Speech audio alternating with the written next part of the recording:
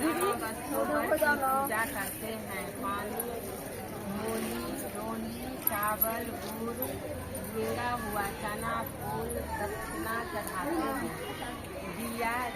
दिया जलाकर धूप, रोली, कच्चा सूप मिलाकर बर पर लपेटते हैं और बर शायद अमावस्या की कहानी सुनते हैं। भीगे हुए चने में रुके रखकर बैना निकालते हैं। फिर हाथ फेर कर सास के पैर छूकर बैना देते हैं। अगर किसी के बहन बेटी गाँव में हो तो ना हो तो उसका भी बैना निकालने के लिए भेजना चाहिए। बरसात अमावस्या की कहानी। भद्र देश में अश्वपति नाम का राजा रहता था, जिसके संतान नहीं थी। उसके बड़े बड़े पंडितों को बुलाया और कहा, मेरे संतान नहीं है, इसलिए तुम ऐसा उपाय करो जिससे मेरे संतान हो जाए। पंडितों ने बोले, भाई, संतान तो तुम्हारे एक लड़की लिखी है जो 12 वर्ष की आयु में विधवा हो जाएगी। राजा ने कहा, क्या मेरा नाम नहीं रहेगा? बाद में खूब यज्ञ हवन आदि करवाए। जब पंडितों ने कहा, उस लड़की से पार्वती की और बरसात अमावस्या की पूजा कराना, यज्ञ होम कराने से उसकी स्त्री गर्भवती हो गई और एक कन्या हो गई, तो उसका नाम सावित्री रखा। तब पंडितों ने उसकी जन्म पत्री देखकर कहा कि जिस दिन यह कन्या 12 वर्ष की हो जाएगी, उस दिन इसका विधवा का योग है। इसलिए इससे पार्वती जी और बरसात अमावस्या की पूजा कराना। जब सावित्री बड़ी हुई तो उसका विवाह सत्यवान के साथ कर दिया गया। सावित्री के सास ससुर अंधे थे, जिसकी वह बहुत सेवा करती थी और सत्यवान जंगल से लकड़ी तोड़कर लाया करता था और सावित्री को मालूम था कि वह जिस दिन 12 वर्ष की हो जाएगी, उस दिन मेरे पति की मृत्यु हो जाएगी। जिस दिन वह 12 वर्ष की हुई, उस दिन वह अपने पति से हाथ जोड़कर बोली, आज मैं भी आपके साथ चलूंगी।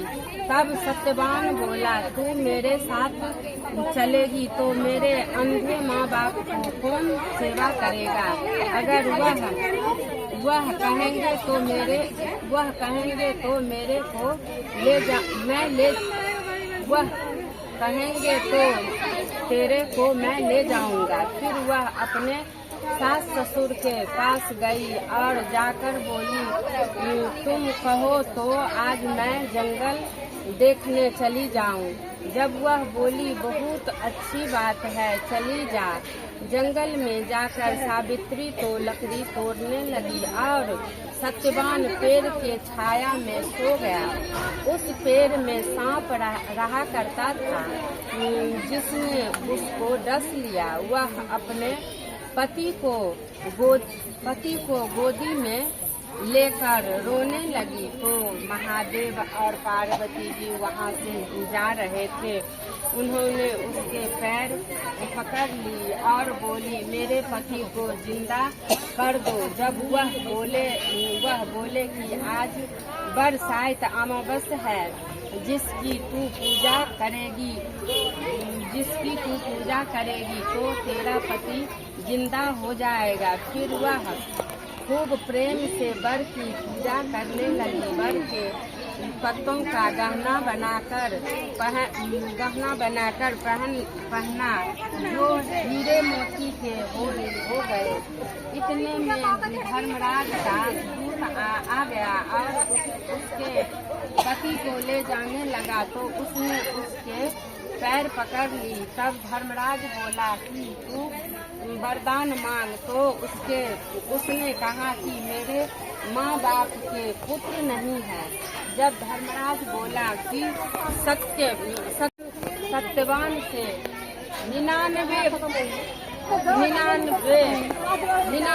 पुत्र हो जाए। फिर धर्मराज बोला सत्य है, 99 पुत्र हो जाएंगे। फिर वह सत्यवान को ले जाने लगे। तब सावित्री बोली कि हे महाराज, आप मेरे पति को ले जाएंगे तो पुत्र कहाँ से होगा? पुत्र कहाँ से होगा? फिर धर्मराज ने कहा, हे सती, तेरा सुहाग तो नहीं था, परंतु बरसाइत अमावस करने से और पार्वती जी की पूजा करने से तेरा पति जीवित हो जाएगा। और सारे में ढिंढोरा पिटा दिया कि कहते सुनते जेठ की अमावस्या आएगी, जब वर की पूजा करना और वर के पत्तों का गहना बनाकर पहनना।